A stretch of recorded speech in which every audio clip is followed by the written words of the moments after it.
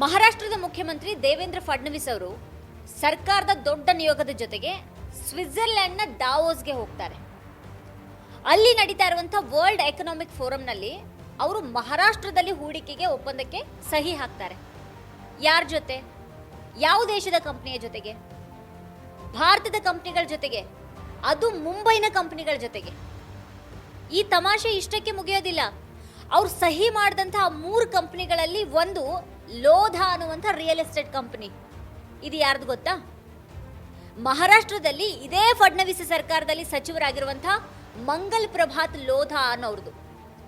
ತಮ್ಮದೇ ಸಂಪುಟದಲ್ಲಿ ಸಚಿವರಾಗಿರೋರ ಕಂಪನಿ ಜೊತೆಗೆ ಹೂಡಿಕೆ ಒಪ್ಪಂದಕ್ಕೆ ಸಹಿ ಹಾಕೋದಕ್ಕೆ ಕೋಟಿಗಟ್ಟಲೆ ಖರ್ಚು ಮಾಡಿ ಇಡೀ ನಿಯೋಗವನ್ನ ಕಟ್ಕೊಂಡು ಮಹಾರಾಷ್ಟ್ರ ಸಿಎಂ ಅವರು ಸ್ವಿಟ್ಜರ್ಲ್ಯಾಂಡ್ಗೆ ಹೋಗ್ಬೇಕಾಗಿತ್ತಾ? ಮುಂಬೈನಲ್ಲಿ ಟ್ರಾಫಿಕ್ ಜಂಜಾಟ ಮಿತಿ ಮೀರಿ ಬೇರೆ ದಾರಿ ಕಾಣದೇನೆ ಸಿಎಂ ಅವರು ಸ್ವಿಟ್ಜರ್ಲ್ಯಾಂಡ್ಗೆ ಹೋಗಿ ಮುಂಬೈ ಕಂಪನಿ ಜೊತೆಗೆ ಒಪ್ಪಂದವನ್ನ ಮಾಡ್ಕೊಳ್ಬೇಕಾಯ್ತು ಅಂತ ಜನ ಈಗ ತಮಾಷೆ ಮಾಡ್ತಾ ಇದ್ದಾರೆ. ಆದ್ರೆ ಇದು ತಮಾಷೆ ವಿಷಯನ? ಫಡ್ನವೀಸ್ ಮಾತ್ರ ಅಲ್ಲ, ಮಧ್ಯಪ್ರದೇಶ, ಜಾರ್ಖಂಡ್, ಆಂಧ್ರ ಪ್ರದೇಶ, ಕರ್ನಾಟಕ ಸರ್ಕಾರದ ಸಿಎಂ ಅಥವಾ ಡಿಸಿಎಂ ಅಥವಾ ಸಚಿವರು ಕೂಡ ಹೋಗಿ ಇಂಥದೇ ಒಪ್ಪಂದಗಳನ್ನ ಮಾಡ್ಕೊಂಡು ಬಂದಿದ್ದಾರೆ. ಇದೆಲ್ಲ ಎಂಥ ನಾಟಕ ಇದು? ಯಾಕೆ ರಾಜಕಾರಣಿಗಳು ಜನರನ್ನ ಈ ರೀತಿ ಮೂರ್ಖರನ್ನ ಮಾಡ್ತಾ ಇದ್ದಾರೆ? ಭಾರತದ ಕಂಪನಿಗಳ ಜೊತೆಗೇನೆ ಒಪ್ಪಂದ ಮಾಡ್ಕೊಳ್ಳೋದಿಕ್ಕೆ ಸ್ವಿಟ್ಜರ್ಲೆಂಡ್ಗೆ ಯಾಕೆ ಹೋಗ್ಬೇಕಪ್ಪ ಇವರು?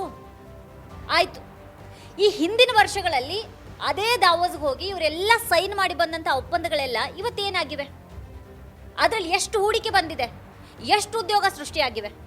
ಜನರ ತೆರಿಗೆ ದುಡ್ಡನ್ನ ಲಕ್ಷ ಲಕ್ಷ ಅಥವಾ ಕೋಟಿಗಳಲ್ಲಿ ಸುರಿದು ಮಜಾ ಮಾಡೋದಕ್ಕೆ ಹೋಗಿ ಬರ್ತಾರೆ ಈ ಸಿಎಂಗಳು. ಜುಮ್ಲಾ ಅಂದ್ರೆ ಇದೆ ಅಲ್ವಾ? ಇದಕ್ಕಿಂತ ದೊಡ್ಡ ಜುಮ್ಲಾ ಬೇರೆ ಏನಿದೆ? ಇವರಿಗೆ ಹೇಳೋರು ಕೇಳೋರು ಯಾರೂ ಇಲ್ವಾ? ಈ ಬಗ್ಗೆ ನೀವೇನು ಹೇಳ್ತೀರಿ ಅಂತ ಕೆಳಗಡೆ ಕಮೆಂಟ್ ಮಾಡಿ ನಮಗೆ ತಿಳಿಸಿ. ನೀವೇನು ವಾರ್ತಾಭಾರತಿ ಚಾನೆಲ್ ಅನ್ನು ಸಬ್ಸ್ಕ್ರೈಬ್ ಮಾಡಿಲ್ಲ ಅನ್ನೋದಾದ್ರೆ ಈಗಲೇ ವಿಡಿಯೋ ಕೆಳಗೆ ಕಾಣ್ತಾ ಇರುವಂಥ ಸಬ್ಸ್ಕ್ರೈಬ್ ಬಟನ್ ಹಾಗೆ ಪಕ್ಕದಲ್ಲೇ ಇರುವಂಥ ಬೆಲ್ ಐಕಾನ್ ಪ್ರೆಸ್ ಮಾಡಿ ನಮ್ಮನ್ನು ಪ್ರೋತ್ಸಾಹಿಸಿ. ನಮ್ಮ ವಿಡಿಯೋಗಳನ್ನು ಮಿಸ್ ಮಾಡದೆ ಕೊನೆವರೆಗೂ ನೋಡಿ. ಹಾಗೆ ಅದ್ರ ಕುರಿತಾಗಿ ನಿಮ್ಗೇನು ಅಭಿಪ್ರಾಯಗಳಿದೆ ಅದನ್ನು ವಿಡಿಯೋದ ಕೆಳಗಡೆ ಕಮೆಂಟ್ ಮಾಡಿ ನಮಗೆ ತಿಳಿಸಿ. ಹಾಗೆ ನಿಮ್ಗೆ ಇಷ್ಟವಾದಂಥ ವಿಡಿಯೋಗಳ ಲಿಂಕನ್ನು ನಿಮ್ಮೆಲ್ಲ ಬಂಧು ಮಿತ್ರರಿಗೆ ವಾಟ್ಸ್ಆ್ಯಪ್ ಮಾಡಿ. ಹಾಗೆ ನಮ್ಮ ಚಾನಲನ್ನು ಸಬ್ಸ್ಕ್ರೈಬ್ ಮಾಡೋದು ಮಾತ್ರ ಯಾವುದೇ ಕಾರಣಕ್ಕೂ ಮರಿಬೇಡಿ. Thank you.